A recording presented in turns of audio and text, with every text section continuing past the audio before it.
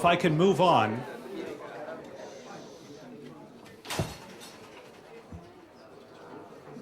We now have the opportunity to have part two of our 1-2 punch here on the Capitol.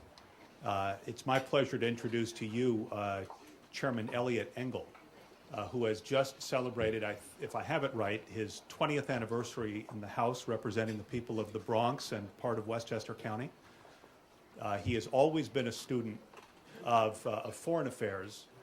In the short handful of years that he has been chairman of the Western Hemisphere Subcommittee in the House, he has become a tremendous student of Latin American issues and U.S. Latin American issues, and has become very quickly a leader on these issues. He's traveled to the region many times. He has just returned from a CODEL to Mexico, Nicaragua, and Jamaica.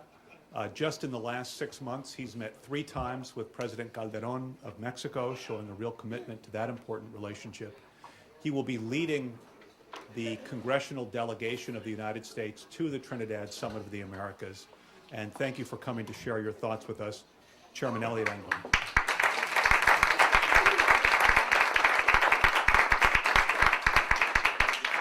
Well, thank you, and good afternoon, everyone. It was nice to hear my colleague Senator Menendez, who for so many years served in the House and was on the Foreign Affairs Committee with me. In fact, when he went to the Senate, I was anxious for him to go to the Senate because I thought, first of all, he'd make an outstanding senator, which he is, but secondly, him going to the Senate cleared the way for me to become the ranking member and then the chairman of the Western Hemisphere Subcommittee. So it's a win-win. But I'm delighted to be here, and you know, I still need a guide to get me around the visitor center. I just cannot imagine after 20 years here that I'm going to have to learn a whole new building, and as big as it is and as vast as it is. So luckily I had my staff lead me around by the nose, and we didn't get lost, and we found it, and it's very, very good to be here. So thank you very, very much.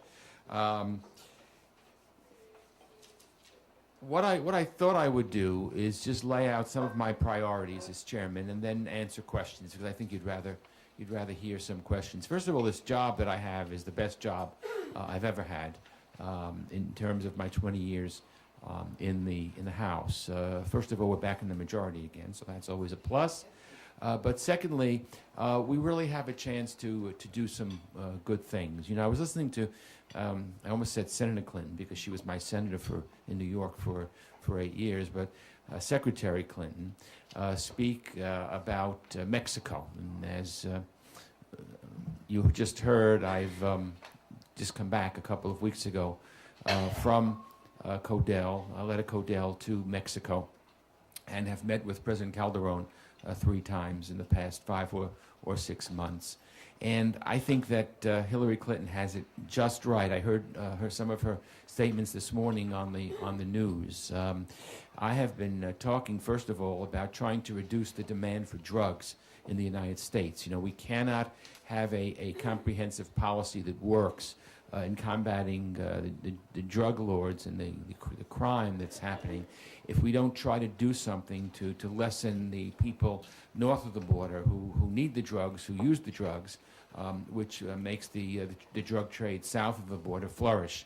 And to suggest that we can do otherwise is just sheer hypocrisy as far as I'm concerned. And secondly, we need to do something, as Hillary Clinton just said, to stem the flow of guns that go south of the border. And you know, it doesn't have anything to do with Second Amendment rights whatsoever. These are illegal guns that come into the country, our country, that are reassembled in a very minor way so they can sort of pass muster and then go south of the border illegally. And because there is a lax control in the border states, generally for any kind of gun controls whatsoever, people are looking the other way. We have on the books a law which was passed in the late 60s, which virtually every administration has adhered to stop the flow of illegal assault weapons south of the border. The first President Bush adhered to it, and President Clinton did. In the past 8 years, it went by the wayside. And I signed a letter authored a letter which 52 of my colleagues signed to President Obama saying that we should reinstate not only that ban, but the active interdiction of the guns, trying to get the guns before they go south of the border. And I hope that that is what we will do. I believe that's what we will do. Senator Clinton mentioned it, and I think that will be a priority. And again, I want to reiterate, it's got nothing to do with Second Amendment gun rights. These are illegal guns.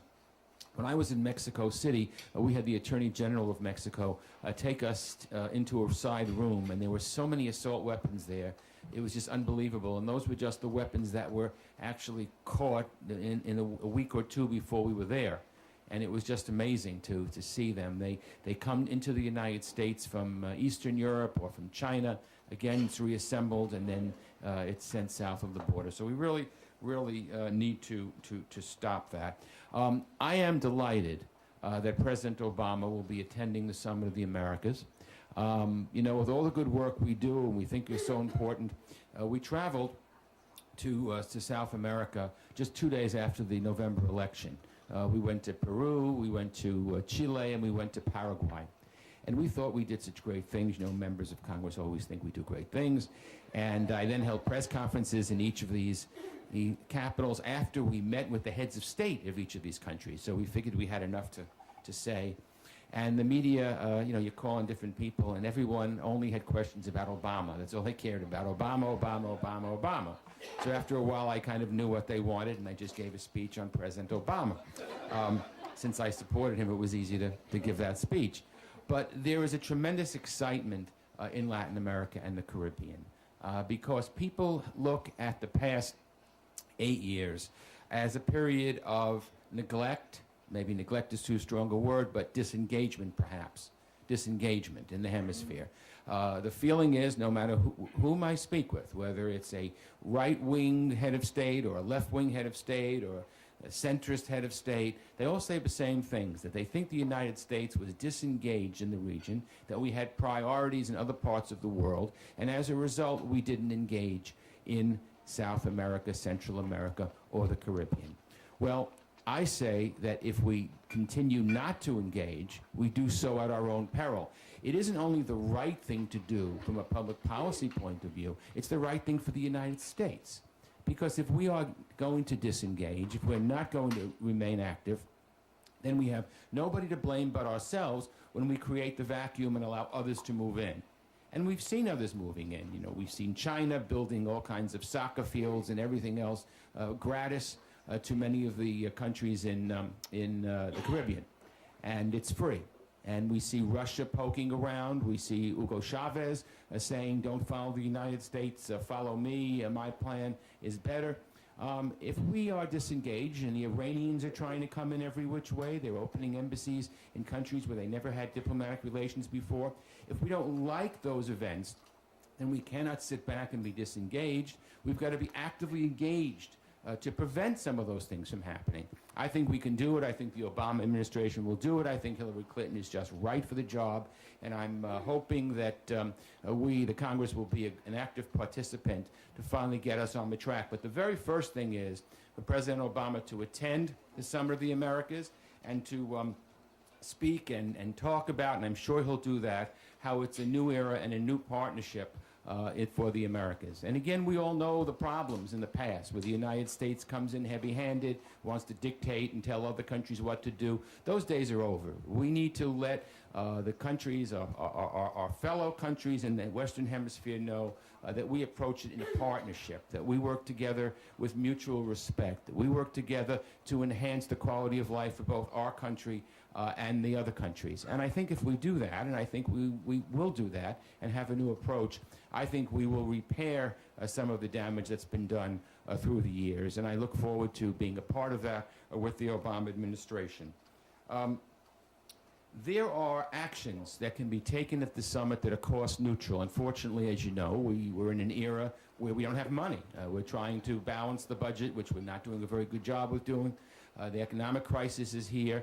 And so there are things that we can do that are cost neutral. So I think that the president can promise to better coordinate things with Latin America on the economic crisis, Congress has just eliminated the counterproductive sanctions on countries which did not sign an Article 98 agreement with the United States, that we wouldn't send each other's citizens to the International Criminal Court. And I urge the Senate Foreign Relations Committee to take up the Inter-American Convention against the illicit manufacturing of and trafficking in firearms, ammunition, which is the SIFTA treaty, to show Latin America that we are really true when we say that we don't want guns coming out of the United States and into those countries. Let me also say that I think, and then I'm going to really end because I think questions are a lot better than my going on and on. Mexico, United States is such an important bilateral relationship that we need to do everything to let our friends in Mexico know that we stand with them every inch of the way.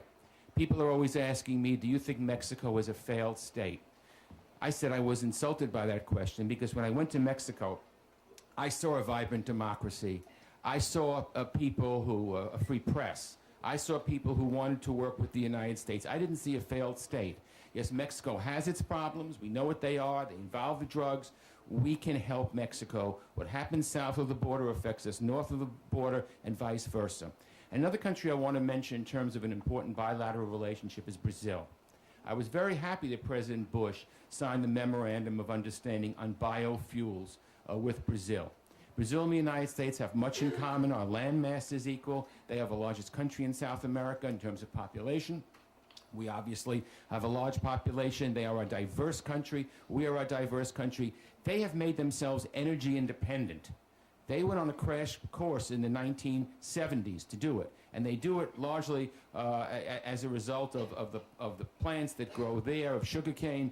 We don't have sugarcane, but we have other ways of making ourselves energy independent, and I think we have a lot to learn from Brazil. Now, small countries, very, very briefly, we just had an election in El Salvador.